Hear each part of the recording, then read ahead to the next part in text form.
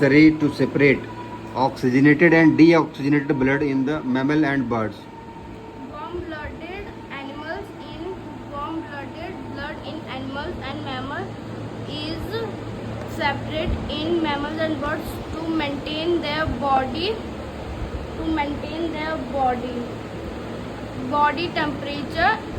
If the mammal and birds are in the hotter environment, to keep their body cool in